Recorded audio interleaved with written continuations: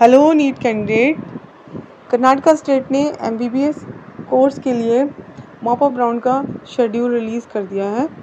तो इसमें देख लेते हैं कि शेड्यूल में क्या मेंशन है।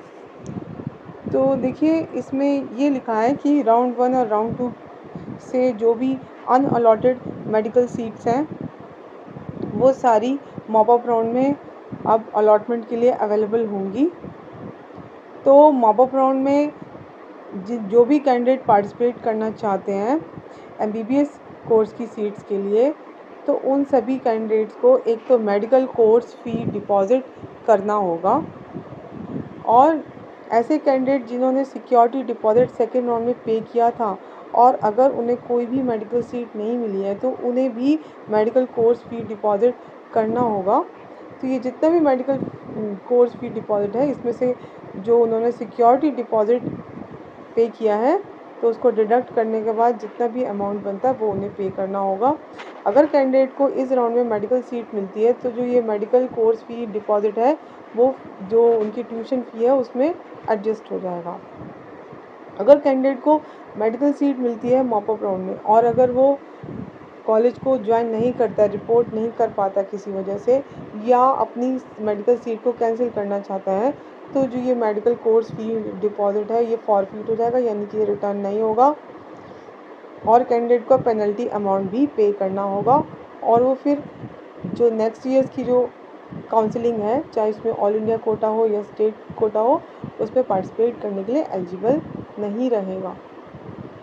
ऐसे कैंडिडेट जिन्होंने अदर कोर्सेज़ के लिए फ़ी पे की है कर्नाटका स्टेट में, तो उस फ़ी को मेडिकल कोर्स फ़ी डिपॉज़िट कंसीडर नहीं किया जाएगा।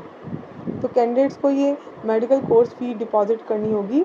इसके लिए उनको एक चालान डाउनलोड करना होगा या वो ऑनलाइन भी ये पे कर सकते हैं। तो इसके लिए डेट दी गई है 5 अक्टूबर टू 8 अक्टूबर। और ऐसे कैंडिडेट जिन्होंने पहले सिक्योरिटी डिपॉज़िट दिया है सेकेंड राउंड में और उन्हें कोई भी मेडिकल सीट नहीं मिली सेकेंड राउंड में, तो उन्हें भी ये डिपॉज़िट देना है।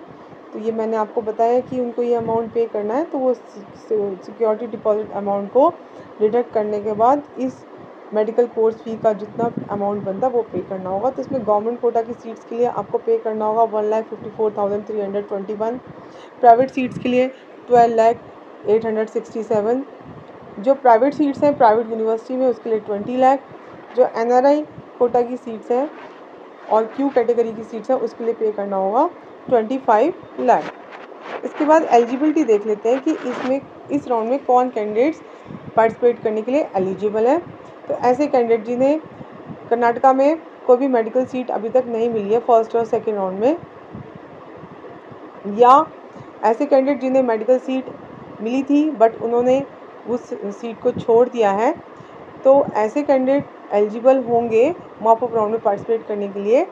लेकिन जिन बच्चों ने सीट छोड़ी है उनका जो ये सिक्योरिटी डिपॉज़िट है वो फॉरफिट कर लिया जाएगा। और ऐसे कैंडिडेट जिन्हें डेंटल सीट मिली थी पहले, अगर वो मेडिकल सीट के लिए पार्टिसिपेट करना चाहते हैं तो कर सकते हैं, but only for medical seat, dental seat के लिए दोबारा से वो अप्लाई नहीं कर सकते। और ऐसे कैंडिडेट जिन्हें आयुष सीट मिली थी तो वो मेडिकल सीट के लिए पार्टिसिपेट कर सकते हैं। इसके बाद कुछ इंस्ट्रक्शंस बताई गई हैं। तो ऐसे कैंडिडेट जिन्हें कोई भी मेडिकल सीट अलॉट हुई थी फर्स्ट राउंड से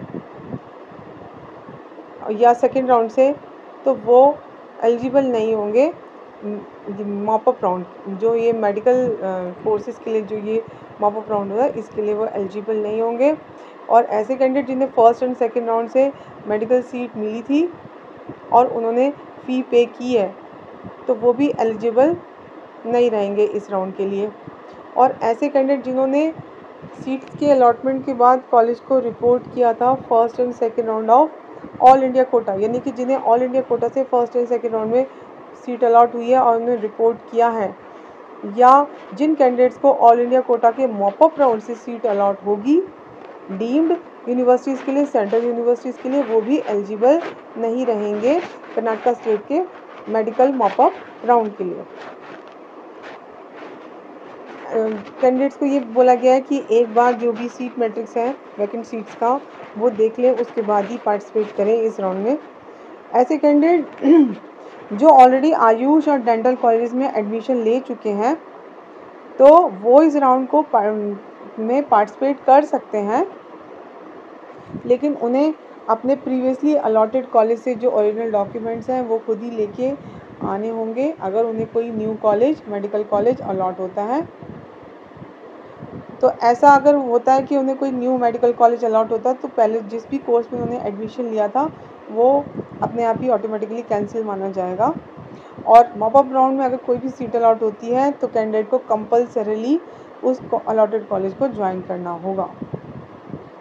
और ये कैंडिडेट की रिस्पॉन्सिबिलिटी है कि वो अपने पहले के अलॉटेड कॉलेज से ओरिजिनल डॉक्यूमेंट्स लेकर आए और न्यूली अलॉटेड कॉलेज में सबमिट कराए, जो भी डेट एंड टाइम दिया जाएगा उसमें। और कैंडिडेट्स को अगर इस राउंड में कोई सीट अलॉट होती है तो उन्हें कंपल्सरीली रिपोर्ट करना पड़ेगा जो भी टाइम पीरियड दिया जाएगा उसमें, और उन्हें न्यू सीट अलॉट होने के बाद जो पहले की सीट है वो वापस नहीं मिलेगी। अगर कैंडिडेट जो है न्यू अलॉटेड कॉलेज को रिपोर्ट नहीं कर पाता है तो कोई भी सीट फिर उनके फेवर में नहीं रहेगी और जो भी उन्होंने फ़ीस सबमिट की है वो भी रिफ़ंड नहीं की जाएगी। तो सीट अलॉटमेंट के बाद इस राउंड में कैंडिडेट को कंपल्सरीली रिपोर्ट करना होगा अलॉटेड कॉलेज को। तो इसकी जो ऑप्शन एंट्री यानी कि चॉइस फिलिंग जो है वो 7 अक्टूबर 2 PM से स्टार्ट हो जाएगी। इसका जो लास्ट डेट है वो 14 अक्टूबर 11 AM तक। तो लेकिन ये आप तभी कर पाएंगे जब आप मेडिकल कोर्स फी डिपॉजिट करेंगे। इसके लिए आपको या तो चालान डाउनलोड करना है या फिर आप ऑनलाइन भी कर सकते हैं। इसके बाद ही आप उसमें ऑप्शन एंट्री कर सकते हैं यानी कि चॉइस फिलिंग कर पाएंगे। आपकी कोई क्वेरी हो तो आप मुझे कमेंट बॉक्स में कमेंट करके पूछ सकते हैं। Thank you.